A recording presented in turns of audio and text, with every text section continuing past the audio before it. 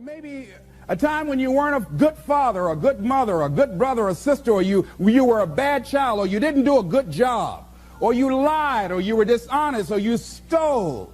No one knows this but you, or something you feel good about. Say, you know, that was a real dog in me to do that. Something you just really regret. So we make a list of all those things. All of us have some of that. Somebody say there's some good in the worst of us and some bad in the best of us. So none of us escape. Now here's something I want you to do. I want you to become involved in an active process to get some clutter out of your life. So if there's any area in your life that you need to clean up, start working on it. I'm going home tonight to clean my closets. Any of you got any cluttered closets? Oh, raise your hand, please. Good. Let's go home. Let that be our task this week. See, the first law of the universe is order. Go home and clean the closet out. Get the clutter out. Start letting some of this junk go to make some room for something else. Do that with people. There's some people who's cluttering up your life. They serve no purpose whatsoever. They're just holding and occupying a space that somebody useful, positive, nurturing, and contributing could be holding that space. You don't even have time to look to see what else is out there because you all have all of these people surrounding you that's not enabling you to grow.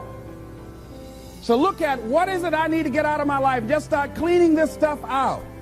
Getting the drawers together, your dresser drawer, just getting stuff together. Just get them together. Maybe your car. I got to clean my car too. Got a lot of stuff in there. I live in my car.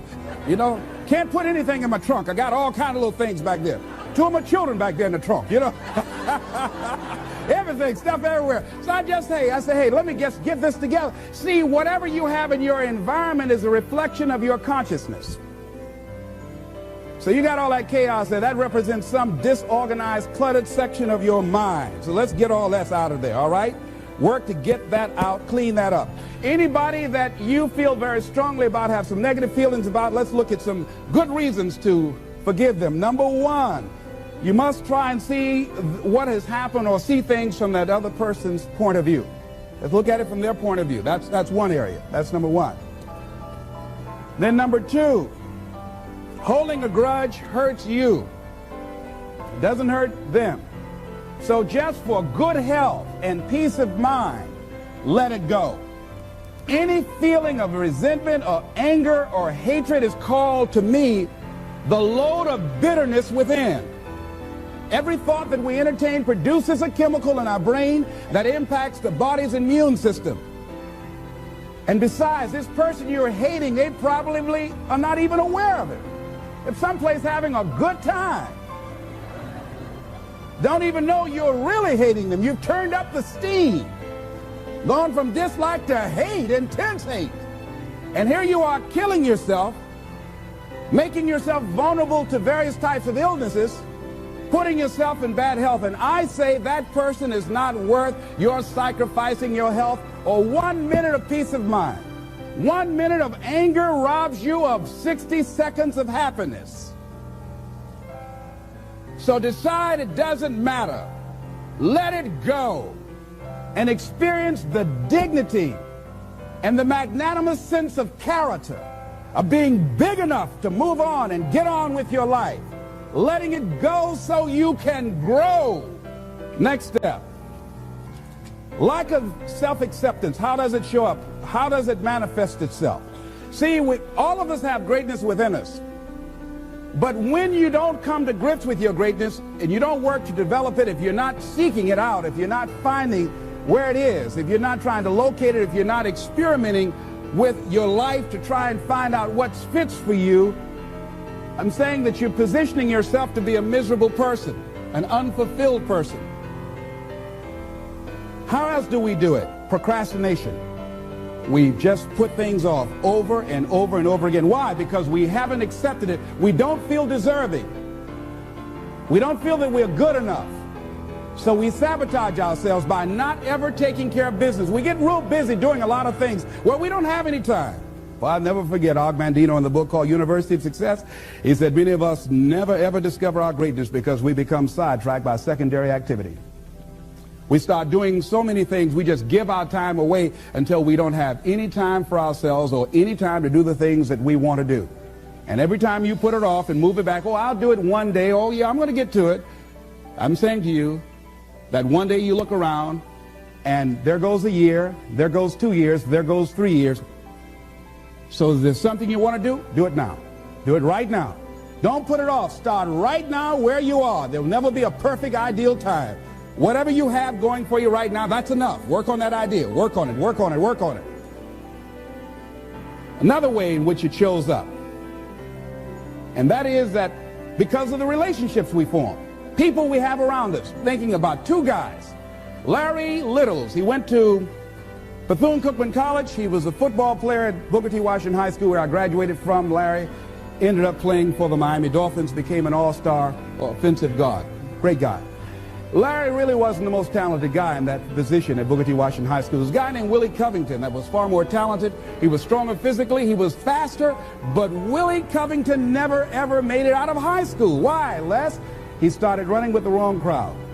Big Cub is what we called him. Started running with the wrong crowd, and those people led him to the penitentiary. And ultimately to a premature death. Got the word a few months ago he was shot and killed in Liberty City on 62nd Street, where I was born on the floor, my twin brother and me. Willie Covington had great talent, great potential, running with the wrong crowd. Watch out with the relationships you have. What kind of person are you becoming because of the relationships that you have right now? Do those people contribute to you? Do they help you grow and develop yourself? What kind of person are you becoming? People who have not accepted greatness for themselves, these people don't study, ladies and gentlemen. These people don't study. They don't have time for personal growth and development. They don't have time to work on their minds. No, they don't have time for that. Too busy for that. People can affect us. Our peers can affect us. Our environment can affect us. Just working consciously to overcome the poverty consciousness that I was raised in. The feeling constantly of saying, Les Brown, you deserve this. There's no need for you to be afraid. It's not too good to be true. It's true because you've earned it.